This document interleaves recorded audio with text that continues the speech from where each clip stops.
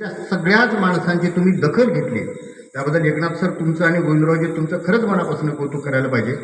नवनाथ पाटील अगदी तुमचं सुद्धा मनापासून कौतुक करायला पाहिजे की जी माणसं आज इथं स्टेजवर ठेवलीत म्हणजे बसवलीत, तर ते खऱ्या अर्थानं माझ्या पुस्तकाचा तो सन्मान नाही.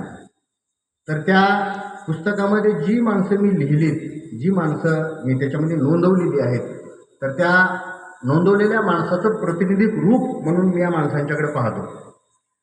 याच बसलेल्या माणसांचा एक अनुभव माझा सकाळचा मला या ठिकाणी खूप अतिशय हादरवून टाकणारा होता. कारण तुम्हाला माहिती असेल की कारण अगदी या गावची निवडणूक असो का कोणतंही काम असो, मी दोन्ही पार्टीच्या माणसांच्या संदर्भामध्ये मला तेवढाच आदर आहे. मनात हेतू हा राहतो की बाबा फक्त गावाचा विकास व्हावा, गावचं कल्याण व्हावं, आणि हीच एक भूमिका घेऊन सतत या ठिकाणी माझं मन तरी या ठिकाणी तळमळताना दिसतं. मी अगदी दादा जेव्हा अस्तित्वात होते तेव्हा सुद्धा मी दादाला म्हणायचो की दादा ह्या असल्या राजकारणात नको आहे, हे खूप घाणेरडं आहे. पण दादा मला तेव्हा म्हणायचे, अरे बाबांनो, आपण सगळ्यांनी जर हे राजकारण नको नको जर म्हटलं तर गावाचं कुणी भलं पाहायचं, इथल्या माणसांचं कुणी भलं पाहायचं. कदाचित त्या काळामध्ये मला ते बोलणं थोडंसं हास्यास्पद वाटत असेल, परंतु खरंच गावासाठी वाहून देणं हे किती महत्त्वाचं गरजेचं आहे हे बाबांच्या दादांच्या बोलण्यातून मला या ठिकाणी सतत जाणवायचं. आणि ही सगळी सवंगडी म्हणजे दादांचे साथीदार जे आहेत, हे साथीदार आज इथं मंचावरती बसलेले आहेत. बोलताना सुद्धा एक प्रचंड मोठं दडपण. मी लातूरच्या सभागृहामध्ये जेव्हा बोलत होतो तर येतं किंचितही मला तिथं दडपण आलेलं नव्हतं, परंतु आज मी तुमच्या समोर बोलताना मात्र एक प्रचंड मोठं स्वरूपाचं दडपण, एक प्रचंड स्वरूपाची जबाबदारी या माझ्या मनावरती नक्कीच आहे.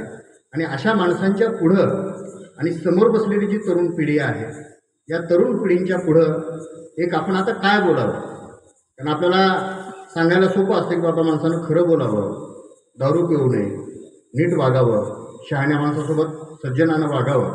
ते सांगायला खूप सोपं आहे, पण ते जगणं किती अवघड आहे हे मात्र ह्या साहित्यकृती वाचत असताना मला या ठिकाणी पदोपदी जाणवत होतं.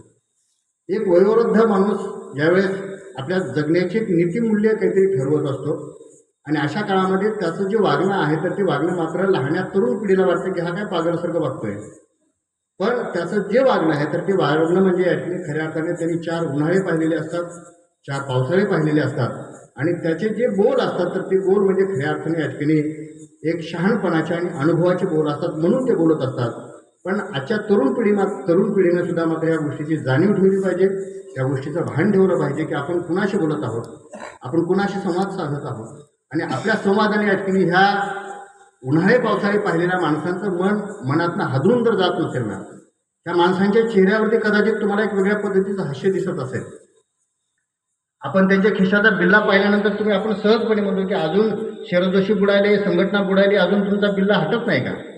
पण त्या बिल्ल्याचं महत्त्व काय आहे मित्रांनो, जे चळवळीमध्ये या ठिकाणी स्वतःला झोकून देतात, ज्यांनी चळवळ जगलेली आहे, तर त्या जगलेल्या माणसाला मात्र साहजिकच त्या बिल्ल्याचं जे महत्त्व आहे हे महत्त्व मी नंतर माझ्या प्रतिपादनामध्ये नक्कीच मांडेल. आज ही सगळी मंडळी आज माझ्या पाठीशी आहेत, म्हणून खऱ्या अर्थानं गोविंदरावजी हा सत्कार हा ज्ञानदेव राऊत ह्या व्यक्तीचा नाही, तर ज्ञानदेव राऊतनी जे काही तोडकं मोडकं आपल्या लेखणीच्या माध्यमातून काही या पुस्तकामधनं मांडलेलं आहे, तर त्या लेखणीचा खऱ्या अर्थानं हा आदर आहे. गंगाबाबा असतील, मारुतरावजी भाले असतील, शेषरावजी दादा असतील, रामरावजी आंबोरे असतील, माझ्या पाठीमागं बसलेले शेषरावजी चेअरमन असतील, देवरावजी पुढे असतील, ही सगळी मंडळी मित्रांनो, तुम्ही एक 15-20 वर्षापूर्वीचा काळ आठवा, आणि ते काळ आठवत असताना आणि आज आपण जे वागत आहोत तर तो काळ आठवा. त्या 2 काळाची तुलना पाहत असताना ही सगळीच्या सगळी मंडळी कोणत्याही पद्धतीचा कोणत्याही माणसाच्या विषयी तिरस्काराची भावना नव्हती. मी मोठा, तू लहान, तू लहान, मी मोठा, ही जी काही भेदाची जी दरी आहे, ही दरी या माणसांच्या ठिकाणी आपल्याला दिसत नाही. म्हणून आज कधी कधी जेव्हा ह्या माणसांच्याकडे पाहतो ना, कधीतरी सुट्टीमध्ये येतो आणि आल्याच्या नंतर बऱ्याच वेळेस दादा एक वेळेस माझ्यासमोर बाबा अक्षरशः रडले की इथं आज गावात मन रमत नाही, इथं गावात थांबावंच वाटत नाही, लोक चेष्टा मस्करी करतायत. मला खूप भरून येत ह्या गोष्टीचं की ह्या माणसांना तुम्ही जपा. ही सगळी जी माणसं आहेत ना, त्या माणसांच्या इतिहास आणि परंपरा जर तुम्ही जर पाहिल्या तर त्या परंपरा या ठिकाणी खऱ्या अर्थाने या गावाचं वैभव पुढे नेण्याचं काम करतात. मित्रांनो, तुम्हाला सगळ्यांना म्हणजे मित्र या अर्थाने म्हणतो, कारण मी तुमच्याशी भिडावं, कारण आपण आपली मनातली गोष्टी आपल्या मित्राला सांगत असतो बाबांच्या पेक्षाही. तुम्हाला सगळ्यांना या ठिकाणी कल्पना नसेल की ह्या गावच्या मातीचा जो गुण आहे, हा गुण मी अगदी विद्यार्थी दशेपासून अनुभवतोय. की तुम्हाला कल्पना, या मातीमध्ये एक प्रकाश मोगले नावाचे याच मातीमधनं घडलेले आहेत की ज्यांचा कावस नावाचा कथासंग्रह आहे, ज्यांचा दंभस्फोट नावाचा कविता संग्रह आहे, की ज्यांचा युद्ध अटळ आहे नावाचा कविता संग्रह आहे. ह्या कविता संग्रहाची दखल अगदी महाराष्ट्र टाइम्ससारख्या, साधनासारख्या अनेक वर्तमानपत्रांनी घेतलेली आहे. आणि ज्या दाऊ माहुरेंना आपण बघतो, जे दाऊ माहुरे आज त्यांचा मला वाटतं मुलगा ग्रामपंचायतमध्ये नातू आहे, ही सगळी मंडळी कोणत्या दर्जाची होती. एक गेंगाणी आजी होती, म्हणजे अगदी आपल्या सगळ्यांच्याच घरामध्ये येऊन तिनं बाळांतपणे केलेली आहे. उमाजी आंबोरे तुम्हाला माहिती असते, सांजी पाटील तुम्हाला माहिती असतील. ही सगळी मंडळी नायक म्हणून त्यांच्या कथेमध्ये आलेली आहेत. किती जणांनी वाचलेली आहेत मला माहिती नाही. हे जरूर वाचा. म्हणजे आपले माणसं काय लिहित आहेत, आपल्या गावाचं मोठेपण तिकडे गाजवत असताना त्यांना आपल्या गावाच्या ज्या काही आत्मीयतेच्या ज्या भावना आहेत, ह्या भावना तुम्ही त्या ठिकाणी मांडल्या पाहिजे. माझं अलीकडच्या येणाऱ्या काळामध्ये एक पुस्तक येणार आहे, ते फक्त गावाच्यासाठी. मी आता हे चळवळीच्या विषयी लिहिलेलं आहे की दर शनिवारी, मला वाटतं एका कार्यक्रमामध्ये दर शनिवारी अतिशय निष्ठेनं सकाळी सकाळी मुक्या जनावरांच्या वरती ज्या होणाऱ्या वेदना आहेत, तर त्या वेदनाला खुंकर घालण्याचं काम या गावातल्या अनेक तरुण मंडळी, मारुतरावजी वगैरे आहेत, ही सगळी मंडळी सकाळी सकाळी या ठिकाणी शनिवारी ह्या बैलांना डागण्याचं काम करतात, त्यांना तेल पाजवण्याचं काम करत असतात आणि ते त्यांच्या वेदना मुक्त करण्याचं काम करत असतात. ही परंपरा मला खरंच खूप गौरवाची वाटते, ही खूप मला महत्त्वाची वाटते. आणि ही जी माणसं आहेत ना, ह्या माणसांनी सुद्धा आपापल्या परीने चळवळ उभी करण्याचं काम केलेलं आहे. आणि आजच्या तरुण पिढींना कदाचित वाटतं की बाबा आम्हाला कुणी आदर्श नाही. आदर्श असतो तरी काय होतं की आपल्या समोरचा एवढा मोठा आदर्श आहे पण आपल्याला माहिती नाही. तर असं म्हणतात ना की जी कस्तुरी असते हरणाच्या पोटामध्ये, पण तिला माहीत नाही की हा सुगंध तिच्या पोटामध्ये दरवळतोय. ह्या मातीचा एवढा मोठा गुणधर्म आहे. तिथं अनेक उत्तम उत्तम गायक आहेत, उत्तम उत्तम भजने आहेत, उत्तम उत्तम भारुडकार आहेत. आणि ही परंपरा आजची नाही की मला, म्हणजे सगळे जरी ते सांगायला जर बसलेत ना, ती या गावानं एक खूप मोठी परंपरा, एक उज्ज्वल इतिहास आपल्यासाठी निर्माण केलेला आहे. दुसरं एक महत्त्वाचं नाव तुम्हाला सांगतो की याच वर्षी, म्हणजे जास्त दिवस झालेले नाहीत, याच वर्षी किसन आसवार नावाचे सद्ग्रस्त तुम्हाला माहिती असतील. कारण ते गावात कधी आले असतं ते मला माहीत नाही, परंतु त्या माणसांचा महाराष्ट्र शासनाने गौरव केलेला आहे. इथल्या महाराष्ट्र शासनाच्या मंत्र्यांनी अगदी मुंबईमध्ये बोलवून त्यांचा सत्कार केलेला आहे. आणि त्यांनी त्यांच्या नावाच्या पुढे किसन आसवार न लिहिता किसन शिर्लेकर असं नाव आहे. आणि ही शिर्लेकर ही जी बाब आहे, ही बाब मला खऱ्या अर्थानं मला खूप महत्त्वाची वाटते. कारण आपण कोणत्या घरात जन्मलो, आपण कोणत्या घराण्यात जन्मलो, आपण कोणत्या कुटुंबात जन्मलो, ह्याच्यापेक्षा आपल्या भूमीमधनं बाहेर पडणारी मुलं हे आपल्या गावाचं नाव कळत नकळतपणे या ठिकाणी गाजवण्याचं काम करत असतात, ते मोठेपण गाजवण्याचं काम करत असतात. हे खूप महत्त्वाचं आहे. बाजूला बसलेले दिलीप पांढरे आहेत, तुम्हाला कल्पना नसेल की अगदी तलाठी ज्यांची जी चळवळ आहे, तर त्या चळवळीच्या जिल्ह्याचं ते नेतृत्व करत आहेत. म्हणजे ही साधी गोष्ट नाही. कारण आपण एखादी चळवळ उभी करत असताना, एखादी संघटना उभी करत असताना केवळ आम्ही आमच्या नोकरीपुरतं मर्यादित राहत नाहीत, तर त्या नोकरीच्या पलीकडे सुद्धा समाज नावाचा जो काही घटक आहे, समाज नावाचं जे भान आहे, हे भान आपल्या वागण्यामधनं, आपल्या वर्तनामधनं असलं पाहिजे. उगाच कुणी कुणाला अध्यक्ष करत नाही, उगाच कुणी कोणत्या चळवळीची दखल घेत नाही, उगाच कुणी कोणत्या महाराष्ट्र शासनाचा गव्हर्नमेंटचा पुरस्कार तुम्हाला दिला जात नाही. ही सगळी जी मंडळी आहेत, ही मंडळी या ठिकाणी आपापल्या परीने या ठिकाणी झेलण्याचं काम करतात. अनेक तरुण पोरं स्पर्धा परीक्षेची तयारी करतात, मला आवर्जून भेटतात, ते त्यांच्या पद्धतीने ते खूप निष्ठेने काम करतात. किती जणांना माहिती आहे की आपले 2 डॉक्टर आपल्या गावातून बाहेर पडत आहेत माझ्या माहितीस्तव. एक म्हणजे विजय भोजनराव पुरे, आज डॉक्टर, त्यांनी डिग्री कंप्लीट केलेली आहे मुंबईमध्ये. आज प्रॅक्टिस तो तरुण पोरगा करतोय. एक राहुल संभाजी मोगले नावाचा जो काही तरुण पोरगा आहे, हा तरुण पोरगा या ठिकाणी व्हेटरनरी डॉक्टर होतोय. आज मुंबईमध्ये एक ऑस्ट्रेलियन कंपनी आहे, त्या कंपनीमध्ये चांगल्या दर्जाची त्याला नोकरी मिळालेली आहे. म्हणजे हे सगळं काम करत असताना ह्या पाठीमागची जी पार्श्वभूमी, जे आज तरुण पोरं आहेत ना, की म्हणजे आपल्याला वाटतं की आपल्याला काही दिशा नाही, आपल्याला कोणाचं मार्गदर्शन आहे, असं काही नसतं. आणि हे पुढे जात असताना अंतदीप भव असं तथागतांनी म्हटलेलं आहे. प्रत्येकाच्या ठिकाणी एक दीप आहे, प्रत्येकाच्या ठिकाणी एक वेगळ्या पद्धतीचा दिवा पेटलेला आहे, पण त्या दिव्याला आपण पेटवलं पाहिजे. तर तो दिवा या ठिकाणी साहजिकच पेटवला तर खऱ्या अर्थाने या ठिकाणी आपल्या मनामध्ये सुद्धा किंवा आपल्या गावामध्ये सुद्धा एक वेगळी ताकद आहे. आणि ताकद कदाचित आपल्याला माहिती नसते, म्हणून नकळतपणे आपण भरकटत असतो, म्हणून नकळतपणे या ठिकाणी आपण दिशा सोडून दुसरीकडे जात असताना आपल्याला दिसतो. काळजीच गोष्ट आहे, साधी गोष्ट आहे. म्हणजे मी माझ्या पुस्तकावरती तर बोलणार आहे, परंतु बोलण्याच्या अगोदर मला खूप गरजेचं वाटतं ह्या ज्या काही गोष्टी मी बोलतोय ना, तर त्या पाठीमागे एक भूमिका आहे की कारण मी इथं काल दर्शनाला आलो. दर्शन हा एक महत्त्वाचा एक निमित्त आहे की इथं या निमित्ताने मला 4 माणसं माझ्या गावातले भेटतात, त्यांच्याशी मला संवाद साधता येतो. म्हणजे मी इथं आल्यानंतर या ठिकाणी आसरोबाजी आंबोरे इथं हनुमान चालिसा अतिशय लांबलचक आहे. मला अजून ते पाठ नाही, अगदी मुखोद्गतपणे अगदी पहिल्या कडव्यापासून शेवटच्या कडव्यापर्यंत हा माणूस पाठांतर त्याला आहे. ही निष्ठादायक नाही. आज पराजयाना या ठिकाणी इथे येऊन आपण सगळे आपल्या घरी बसतो, कधी ते आरतीच्या निमित्ताने सगळे एखाद्या येतो, भक्तिमय वातावरण तयार करत असतो. परंतु ह्या पलीकडे जाऊन या ठिकाणी काही माणसं या ठिकाणी आम्हाला कोणी सांगत नाही की इथं येऊन हरिपाठ करा, कुणी म्हणत नाही मला काकड आरती करा. कारण आमचे नागरावजी काकगुंडे होते, सकाळी रामपहारात आपण आथुरणामंत्र गुंडाळून घेतो असतो, त्यावेळेस माणूस हा काकड आरती करत होता. म्हणजे झोकून देणं म्हणतो ना, की ते भक्तीचं वातावरण असो, एखाद्या चळवळीचं असो किंवा शेतीचं असो. माझा सुभाष कुरे नावाचा माझा मित्र आहे की हा सुभाष कुरे या ठिकाणी आदर्शवत शेती कशी करावी हे मी त्या मित्राकडनं मी शिकतोय.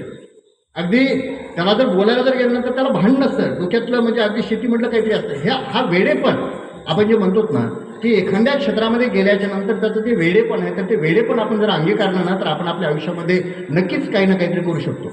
जेव्हा हे मी पुस्तक लिहित होतो तर ते पुस्तक लिहित असताना अगदी विद्यापीठीय पातळीपासून सुद्धा या ठिकाणी हे विषय होऊ शकत नाही इथपर्यंत आमच्या विद्यापीठीय राजकारण शिजलेलं होतं. परंतु जेव्हा हे पुस्तक आज मार्केटमध्ये आलेलं आहे की अण्णांनी जे म्हटलेलं आहे की अगदी आंतरराष्ट्रीय स्तरावरती सुद्धा म्हणजे बाहेर देशामध्ये सुद्धा हे पुस्तक गेलं, ही माझ्यासाठी खूप अभिमानाची बाब आहे, माझ्या गावासाठी खूप मोठी अभिमानाची बाब आहे. अगदी साधनासारखं म्हणजे ज्ञानेश्वर गाडे आता माझा मित्र बसलेला आहे, अगदी साधना असेल, प्रतिष्ठान असेल, ही जी काही महत्त्वाची जी काही मासिकं आहेत महाराष्ट्रामध्ये आलेली तर त्या मासिकावरती या पुस्तकावरती लिहून येते. अगदी चांगली या पुस्तकावरती माणसं बोलत आहेत, म्हणजे आमच्या क्षेत्रातली जी आपण त्याला जाणकार माणसं म्हणूयात ती अशी माणसं या ठिकाणी बोलत आहेत. आणि आज आल्याच्यानंतर ज्यावेळेस गोविंदरावजी म्हटले की सर आज तुमचा सत्कार करायचा, म्हणजे सत्कार करणं, गळ्यामध्ये हार घालणं ही खूप सोपी गोष्ट आहे, परंतु हे करत असताना मात्र खूप मोठं जबाबदारीचं भान आपल्यावरती या ठिकाणी आलेलं असतं. त्या गोष्टीसुद्धा आपण या ठिकाणी जपल्या पाहिजे. पुन्हा आज आमचा चांजी आघाडे नावाचा जो काही माझा म्हणजे मित्र आहे, हा मित्र अतिशय उत्तम दर्जाच्या कविता लिहितो. आपण त्याचं कौतुक करायला शिका, आपण त्याच्या पाठीवरनं हात मारायला शिका. आज ज्ञानेश्वर गाडेंनी आणि कबीर आणि तुकाराम यांच्या साहित्यावरती अतिशय संशोधनात्मक स्वरूपाचं लेखन केलेलं आहे. उद्धव राऊत यांनी अगदी मंदिर आपल्या परिसरामध्ये जे महत्त्वाचे मंदिर आहेत तर त्या मंदिरावरती महत्त्वाचं संशोधन केलेलं आहे. कदाचित मी बोलका असल्यामुळं कदाचित 4 लोकांच्यापर्यंत हे पोहोचू शकलेलं आहे, पण ह्या पोरांचं अजून पोहोचलेलं नाही, माझ्या मित्रांचं पोहोचलेलं नाही. तर त्याची दखलसुद्धा या ठिकाणी मला माझ्या गावाचा ज्यावेळेस वैभवशाली इतिहास मी लिहायला लागेल ना तर त्यावेळेस मला ती खूप महत्त्वाची वाटते. आणि ह्या सगळ्या बाबी या ठिकाणी खऱ्या अर्थानं गावाच्या एक उद्योग म्हणजे हा सत्कार म्हणजे खऱ्या अर्थानं एक व्यक्ती म्हणून नाही तर या ह्या माहोलमध्ये बसलेली जी काय 4 मुलं आहेत, घरी बसून ऐकण्याची कोणी आहेत, तर त्या माणसांना मात्र साहजिकच हे एक स्पिरिट मिळावं, एक ऊर्जा मिळावी. कारण कबीरांनी एका ठिकाणी असं म्हटलेलं आहे की जौं तिलक में तेल है, जौं तिलक में तेल है, चकमक में है आग, तेरा साई तुझमें है, जाग सके तो जाग. असं जे कबीराने आमच्यामध्ये लिहून ठेवलेलं आहे ना की आपल्या प्रत्येकाच्या ठिकाणी कोणती ना कोणती तरी ताकद आहे, ही ताकद आपण जपली पाहिजे. कारण ज्यावेळेस पांडुरंग माऊली मला कधी कधी फोटो पाठवतात मुद्दाम सोयाबीनचे, आता सोयाबीनचा तो फोटो, कापसाचा फोटो आणि माझा अभ्यास अर्थार्थी काही संबंध नाही. भाऊ कधीतरी फोन करतोय मला की बाबा असं लावलंय तसं लावलंय, पण त्यांनी जे म्हणजे सोयाबीनची पेरणी केलेली आहे, ही पेरणी करत असताना त्यांनी आणलेलं जे यंत्र आहे, त्यांनी जी काही केलेली पेरणी आहे, ही पेरणीसुद्धा बाकी शेतकऱ्यांनी सुद्धा पाहिली पाहिजे. त्यांनी अजून म्हणजे चांगल्या पद्धतीचे प्रयोग कोणत्या पद्धतीचे केलेले आहेत हे आपण पाहिलं पाहिजे. आणि असं पाहणं म्हणजे मला वाटतं की आपलं ज्ञान जर आपण इतरांना जर दिलं आणि ते आपण जर घेतलं तर आपण कुणी एकमेकांचा कमीपणा समजू नये. आपण साहजिकच आपल्या भल्यासाठी ह्या चांगल्या काही गोष्टी असणं खूप गरजेचं आहे, हे या निमित्ताने मला वाटतं. मी आता माझा जो मूळ मुद्दा आहे की त्या माझ्या विषयाकडे अडकून येतो. कारण तो विषय असा आहे की शेतकरी संघटना आणि मराठी साहित्याचे अनुबंध. अर्थात हा विषय घेत असताना सुद्धा मी केवळ डिग्री मिळवण्यासाठी, वेतनवाढ मिळवण्यासाठी हा माझा अजिबात हेतू नव्हता. ह्याच्या पलीकडे जाऊन या ठिकाणी कारण मी जे जगलो आहे, मी जे लहानापासून मोठापर्यंत आलो आहे, कारण सुभाष माझा मित्र आहे, मला सगळेजण 1200मध्ये भाजीपाला म्हणत होते. कारण दादानी तिथं पैसे भरून मला शिकवलेलं नव्हतं. आणि त्याच्या मोबदल्यामध्ये एक दर बुधवारी आणि दर शनिवारी दादा इथून हल्टिंग गाडीनं भाजीपाला टाकायचे. भाजीपाला मी त्या बसस्टँडवरती उतरायचो आणि उतरलेला भाजीपाला नेऊन त्या सोपा घरापुढे नेऊन ठेवायचो. सगळेजण मी अभ्यास करता सरला म्हणायचं सर माझी गाडी आली असेल, मला जायचं आहे, मला भाजीपाला आणायचा आहे. तर त्यावेळेस सगळेजण मला, सगळे पोरं, सगळे सर मला भाजीपाला म्हणायचे. 10वीमध्ये पुन्हा परत नापासही झालो. त्याच्यामध्ये शिवाजी पाटील आहेत का नाही मला माहीत नाही. अगदी गोकुळ अष्टमीचा दिवस होता. त्या गोकुळ अष्टमीच्या दिवशी कारल्यालाही आमचे दादा निघालेले होते आणि मी 10वी नापास झालो हे ज्यावेळेस माझ्या चेहऱ्यावरनं त्यांनी लक्षात आलं की हा नापास झाला आहे, तर त्यावेळेस दादा मला 6 महिने बोललेले नव्हते. याच्या पाठीमागचे जे छोटे छोटे संदर्भ आहेत हे संदर्भ मला काय सांगतात की मला अपमानास्पद वाटायचे त्या काळामध्ये की बाकी माझ्या मित्रांचे सगळे वडील पैसे भरतायत, तिथे शिकवत आहेत, पण माझे वडील मात्र भाजीपाला देत आहेत आणि त्या भाजीपाल्यामुळं माझं भाजीपाला म्हणून नाव येते. हे मला अपमानास्पद वाटायचं. परंतु हे नंतर पुढे पुढे वाहत असताना लक्षात यायचं की बाबा दादांच्याकडे पैसा नसेल. आज बरेचसे जे काही शेतकऱ्याची पोरं आहेत मित्रांनो, तुम्हाला ज्यावेळेस तुमचे बाबा कमी पैसे देतात तर तुम्हाला याची जाणीव असली पाहिजे की कारण कमी पैसे देतात म्हणजे दिलेला पैसा सुद्धा त्यांनी कोणाकडनं व्याज काढून आणलेला आहे हे तुम्हाला दिलेलं हे तुम्हाला लक्षात आलं पाहिजे. तुम्हाला जे मोबाईलसाठी आपण जे आग्रह करतो तर त्या मोबाईलमध्ये किती आपण अभ्यासाचं बघतो, बरं अभ्यासाचं किती बघतो, तुम्ही तुमचंच परीक्षण करा. आपण अभ्यासाच्या व्यतिरिक्त जे काही बाबांच्याकडनं बॅलन्ससाठी पैसे घेतो किंवा मोबाईलसाठी पैसे घेतो तर त्या मोबाईलसाठी घेतलेल्या पैशाचा, त्या बॅलन्सचा चांगल्या कामासाठी उपयोग करा. हे मोबाईल नावाचं जे छोटं शस्त्र आहे ना तर ते खूप चांगलं आहे. त्याचा चांगला उपयोग जर करून जर घेतला तर, पण त्याचा जर वाईट जर उपयोग जर करून जर घेतला तर मी मुद्दाम आपल्या अनेक गावच्या 2-3 ग्रुपवरती आहे गोंधरावचे अनेक पोरांच्या मी कमेंट बघतो, तर त्या कमेंट बघत असताना मला वाईट वाटतं की बाबा हे आपल्याला हे दिलेले शस्त्र आपण चांगल्या कामासाठी वापरलं पाहिजे, तर ते जरूर तुम्ही वापराल अशी आशा व्यक्त करतो. आणि माझा जो हा विषय आहे तर त्या विषयामध्ये सुद्धा इथला जो शेतकरी आहे आमच्या मराठी साहित्यामध्ये, इथला जो शेतकरी हा शेतकरी म्हणजे मुळात आळशी आहे, हा अडाणी आहे, हा अक्षरशत्रू आहे, त्याला तमाशगिरीचा त्याला छंद आहे.